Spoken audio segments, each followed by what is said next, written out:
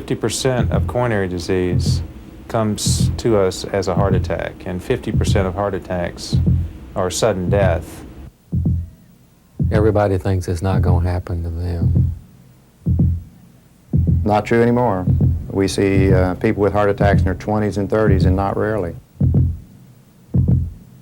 And I said to Glow, something's wrong. You better take me to the emergency room. Real scary. Real scary.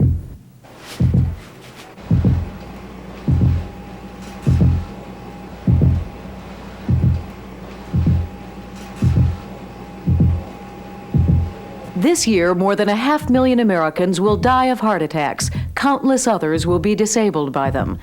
And yet, we have the knowledge and the technology to prevent or at least lessen many of those tragedies. Our medical tests are now so sophisticated that we can monitor virtually every heart function, even peer into the inside of arteries. We can identify which patients are most likely to have heart attacks and intervene before they have them. We know the risk factors and can control many of them. If we could just take full advantage of all this 1990s know-how, we'd have a running start in the race against heart disease. The pacemakers that I put in 15 years ago weren't quite as big as a fist, but they seem to be. The pacemakers now will fit inside of a tablespoon. Thrombolytic agents, coronary angioplasty, these things have come about since the mid-70s and have created a big change in the way we treat heart attacks and the way we treat cardiac patients. You can do a lot more for patients now. We can, a tremendous amount more. Many people don't really know what the current advances can really offer them. I'm Mary Nissenson. Over the next half hour, we'll tell you about some of the remarkable progress that has been made in medicine over the last few decades. Progress that has made it possible to detect and treat heart disease earlier, more safely and effectively than ever before. It's information that might just prove life-saving. And if you think it doesn't apply to you yet because basically you're feeling pretty healthy, consider this. 40% of all heart attacks strike their victims with absolutely no warning. You see, they did have heart disease. They just didn't know about it.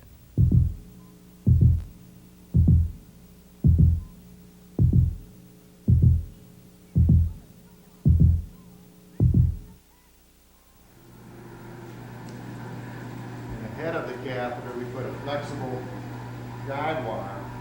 It is 10 a.m. in the cardiac catheterization lab. Doctors are about to take a look inside a patient's arteries through a process called digital cardiac imaging. What this high-tech equipment will tell his doctors in a simple, safe half-hour procedure, and what it will enable them to do for Mr. Jackson, is one of the true miracles of modern medicine.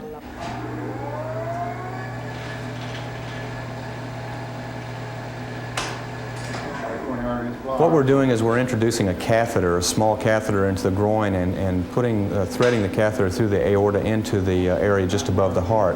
At that point, we inject a contrast media or dye, and that allows the coronary arteries, which are the main blood vessels to the heart, to show up under x-rays. The physician can tell whether there's a blockage, which would have caused or may be in the process of causing a heart attack. They can tell if, for example, if a patient had had bypass surgery prior and had continued to have pain, whether or not the bypasses are open or closed. So we really get a great deal of information out of this procedure, probably more so than any single cardiac procedure that's done. All right, hold that a minute. This is the left coronary. Today, the digitally enhanced images show that 3 of Mr. Jackson's coronary arteries are almost totally blocked. If they aren't reopened, his heart will be deprived of oxygen. So we can't angioplasty anything here. He has to go have all those areas bypassed. Mr. Jackson, we're all finished. Didn't bother you much, did it? No. What is remarkable is that doctors have found the problem before Mr. Jackson had a heart attack. Remarkable because the symptoms of heart disease can be so minor that many patients miss or ignore them. People don't want to be sick. They don't want serious illness, and therefore they tend to deny the importance of the symptom. And I see patients come in the emergency room in the midst of their heart attack, and we're treating them very feverishly, trying to get things started, and the heart attack stopped. And the patient will say, well, I've had this pain now for several weeks or several months, and I didn't do anything about it. I assumed it was heartburn or indigestion. I would feel this no pain, no real discomfort other than just a slight, like a loss of breath feeling that I couldn't account for, except that when I quit pushing and pulling the lawnmower, it went away. Don Decker's slight loss of breath was being caused by an artery that was 98% blocked. Left alone, it could have killed him. We're going to make just a little nick in the skin. His doctor was able to treat the problem right in the cardiac cath lab using a procedure called balloon angioplasty. A tiny piece of plastic is pushed through the artery and inflated to open it. It eliminated, or at least postponed, the need for bypass surgery. Since bypasses may last only 7 or 8 years, and Mr. Decker was just 55, he might have needed several in his lifetime. There is a lot of data indicating that the risk goes up with each subsequent bypass operation. So if coronary disease can be treated with other methods, and balloon angioplasty is an excellent one, and at least the bypass surgery is put off for years, then that is advantageous for the patient. Wasn't familiar with it at all, didn't know anybody. Everybody I'd known had bypasses or died. And it was a complete new ball game as far as I was concerned. So the overall, I didn't feel like I'd even been in the hospital, and it was just a 3-day procedure from start to finish. Don Decker has returned to an active life and has suffered no permanent heart damage, an achievement he attributes not just to modern medicine, but to the compassion and concern he felt from Dr. David Sibley. Given how enormously pressure-filled and demanding and just tough your job can be, what makes it worthwhile for you?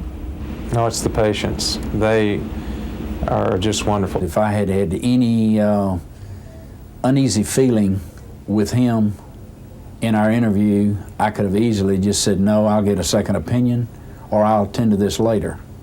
But I just immediately went home and got my bag packed. So something about Dr. Sibley inspired a lot of confidence in you, Don. Yeah, his, you want to say bedside manner, I think, was at the utmost. He's a great individual as well as a medical doctor. These modern diagnostic techniques also offer benefits to a very different group of patients. People who've been told they had disabling heart attacks in the past and may learn now they didn't. I remember one man was disabled from U.S. Steel for 20 years because of a supposed heart attack. Sold his fishing boat, couldn't work, didn't do anything for 20 years, and he had an absolutely normal heart. How does that happen? His EKG, not every EKG looks the same. There are variations of normal that can be overread in the right setting with chest pain and other things. It can be overread as a heart attack. And he gets labeled as having heart disease and a heart attack. And the diagnostic studies either weren't done or weren't available. So that label's placed on him, and he carries that for all those years. Somebody who was told at least a decade or more ago that they have a disabled heart Right. might do well to see a doctor again today. I don't think there's any question about it. The diagnostic techniques today, over the last 20 years, are phenomenal. Coming up, a look inside open heart surgery and a heart-to-heart with a cardiac surgeon. If you can help one person, I mean, you've really done something in this world.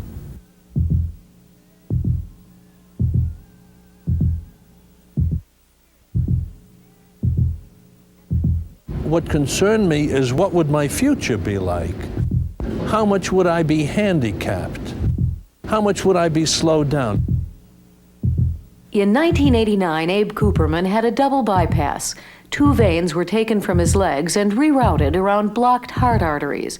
His recovery proved far easier than he anticipated, but he had the benefit of 3 crucial decades of progress and a very experienced cardiac surgeon. Just to show you how much things have changed, I mean, we were the only ones for a whole year doing bypasses. In 1966, Dr. Donald Kahn participated in the first planned bypass in medical history. Wasn't that enormously exciting to be there and know? I mean, did you sense at the time how much of a turning point in your field of medicine that experience was going to be? Well, I did, but medicine in general is a conservative field, which is good, and most people in medicine didn't think that was really going to work at that time. He has since performed literally thousands of them, but he doesn't view even one as his individual accomplishment. You got to remember, heart surgery is a team effort. It's not a one surgeon-nurse relationship like most types of surgery. It's a team effort. Dr. Kahn's team has been working together for 20 years now and does nothing but heart surgery. They are so finely tuned to each other that they rarely speak in the operating room, communicating primarily through glances and hand signals. Well, I've already talked to the different team members about what the approach is going to be for that patient for that day, what the various technical things that we have to do that will be different. We know that this team particularly can do as good as anybody in the world can do. So we are confident when we go into it, and we just enjoy being able to help people as much as we can. Throughout the procedure, the patient is connected to a heart-lung machine. It regulates the body's flow of blood and oxygen. And while open heart surgery may sound a little frightening, it's an amazingly safe operation. It's safer than most ordinary types of operation. For instance, a bypass operation, which is an open heart type of operation, is safer than a gallbladder operation.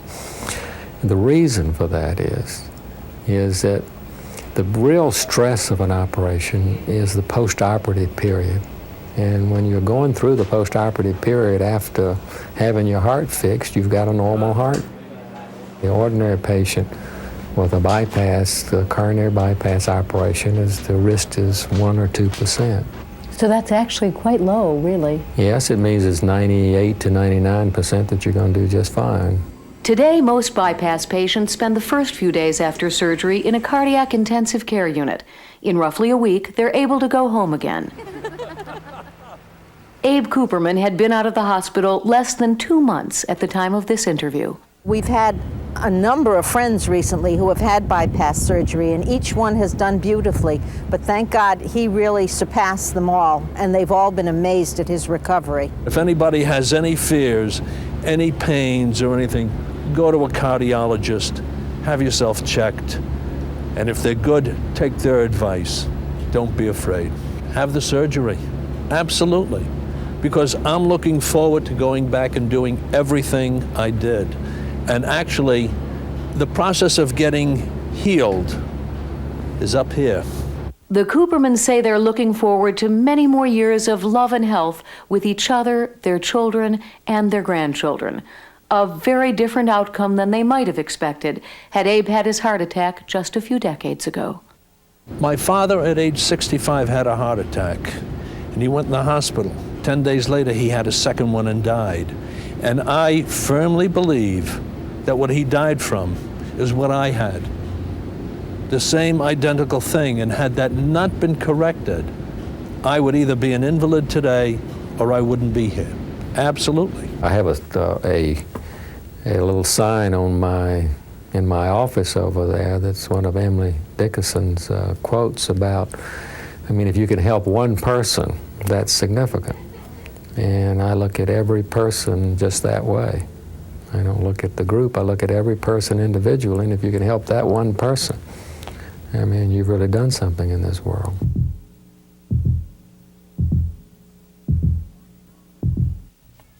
One word of caution amid all this optimism.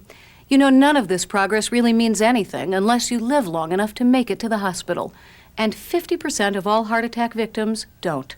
So, simple as it may sound, the best way to survive a heart attack is still not to have one in the first place. Coming up, we'll show you how you can do that.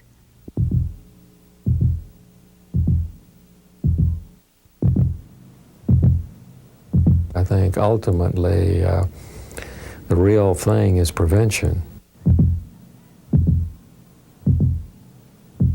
I was a heavy smoker at that time, and when I got on the wagon and lit a cigarette, it didn't feel like the smoke went down. It felt like it stopped somewhere. Kenneth Guin first noticed he was having heart trouble when he was quail hunting 10 years ago.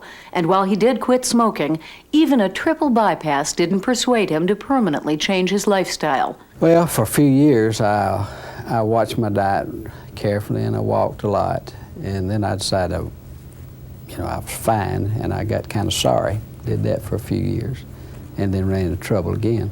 It was more scary this time for me than it was the first time. Because the first time he did not have the heart attack. This time he had the heart attack.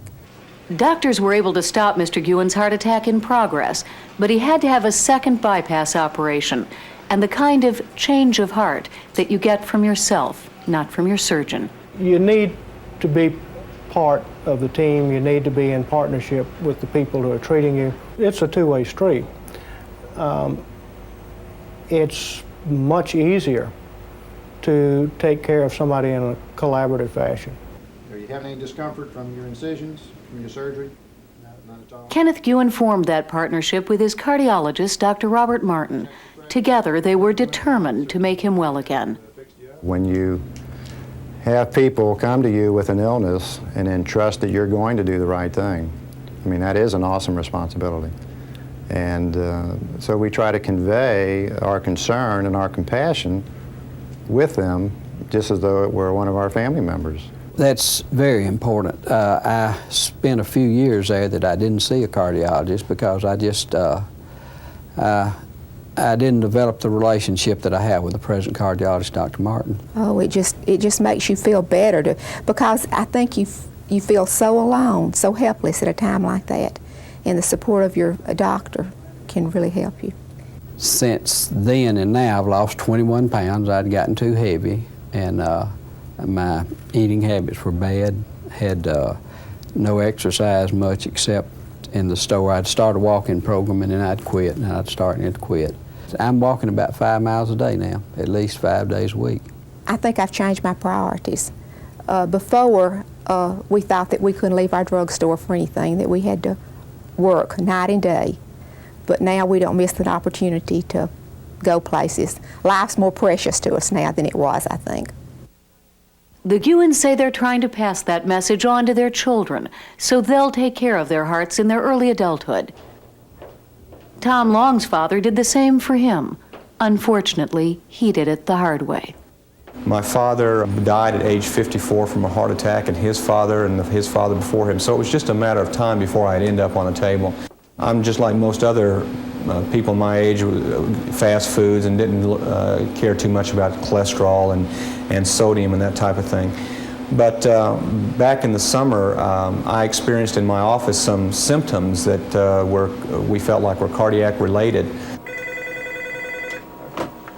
Cardiology, Tom. Because he works in cardiology, Tom knew his family history made him a high-risk candidate. So when he first noticed his own symptoms, he had them checked out immediately. Which I'm glad we did, because I've always wanted to know what the anatomy, my cardiac anatomy was like. And so I was in this particular room. I had a cardiac cath in the summer, and fortunately my coronaries are normal and my ventricle is normal, and that really gives me a feeling that I know what I have to do to keep them like that.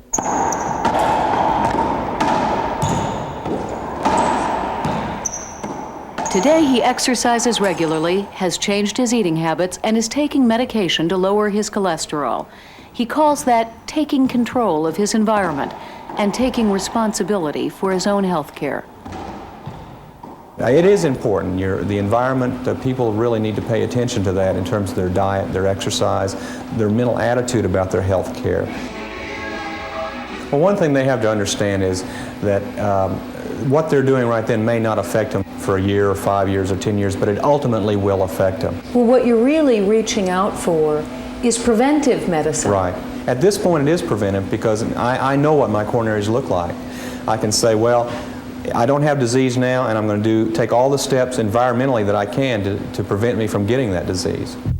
You can't do anything about who your parents were, but you can do things about that environment. Put me out of business, make me go into something else. Don't smoke, cut down on the fat in your diet, exercise. You really need to start thinking about it when you're young, particularly when you're young, you think, well, you never think about death, or that you're going to die, that you're going to develop something. And a lot of the time it's too late when you start thinking about it. What's the greatest frustration, Doctor? Not being able to get people soon enough. If we can find high blood pressure earlier, or get people from smoking earlier, we can modify all those risk factors that much earlier. And that's where we're going to make inroads, is earlier and younger people. When are you too young? You're never too young. We can do a lot more with the heart before the heart attack starts. Once the heart attack is started, we're working against the clock. There's just so much to do in terms of prevention that really the surface is just being scraped there.